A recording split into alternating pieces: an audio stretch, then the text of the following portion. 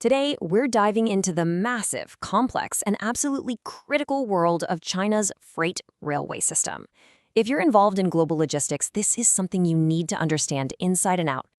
So, let's start with the big question, the one every shipper has to ask. How do you get a handle on logistics in a place like China? It's the world's factory, right? Getting goods moved efficiently is everything. Well, we're going to lay out the roadmap for you. All right, first things first. You have to appreciate the sheer scale of this thing. China's freight railway isn't just another piece of their infrastructure. No, it's the very backbone, a system built to handle incredible volumes over staggering distances. To put a number on it, the network is already over 160,000 kilometers long.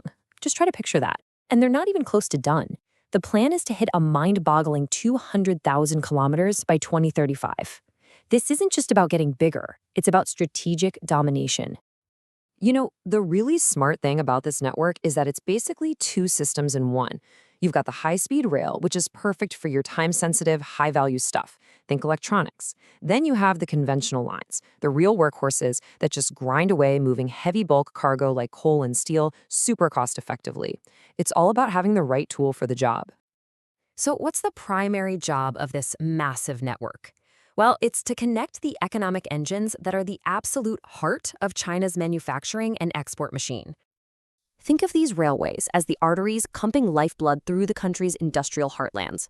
We're talking about huge powerhouse zones like the Yangtze River Delta, which is a hub for cars and electronics, and the Pearl River Delta, home to those consumer goods giants down in Shenzhen and Guangzhou. These aren't just cities, they're the epicenters of global manufacturing.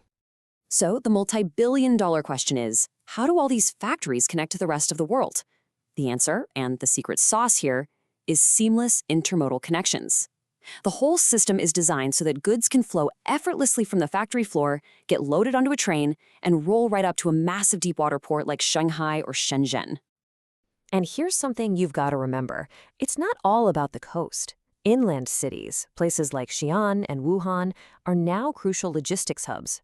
This is where shipments from all over get bundled together and where customs get cleared, allowing even factories deep in the country's interior to plug directly into global trade routes. Okay, now let's pull the camera back a bit. We've seen the domestic network, but this is where it gets really ambitious. This is where China's railway system transforms into what everyone is calling the new Silk Road. It's all part of this grand strategy called the Belt and Road Initiative, or BRI for short. The goal is enormous, to build a modern-day Silk Road using both overland rail corridors and maritime shipping lanes to literally wire China's economy into Asia, Europe, and Africa.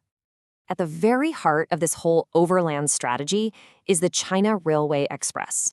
The best way to think about it is as a fleet of regularly scheduled long-haul freight trains that link dozens of Chinese cities directly with major European hubs like Hamburg, Warsaw, and even Madrid. And here it is. This is the part that should make every shipper sit up and pay attention. Just look at the transit times. Sending a container by sea from China to Europe, you're looking at 35, maybe 40 days. The China Railway Express, it slashes that time, often down to just 15 to 20 days. That's not just an improvement, that's a total game changer, especially for high-value goods. But, of course, the world doesn't stand still. Global events are actively reshaping these routes. The main northern route, the one that goes through Russia, has been hit with major disruptions because of the war in Ukraine. And that has put a massive spotlight on the middle corridor, which cleverly bypasses Russia by going through Central Asia and Turkey. It's a perfect, real-time example of geopolitics redrawing the logistics map. So, keeping all that global drama in mind, let's bring it back to what really matters for shippers on the ground today. How in the world do you actually navigate this constantly changing and super complex network? Well, right now, shippers have a really strategic choice to make. On one hand, you've got the northern route, but it's loaded with geopolitical risk. On the other hand, there's the middle corridor. It's a much more stable alternative, but it has its own set of logistical headaches. We're talking multiple border crossings and different rail gauges, which means containers literally have to be lifted off one train and put onto another. So it's a classic trade-off, risk versus operational complexity.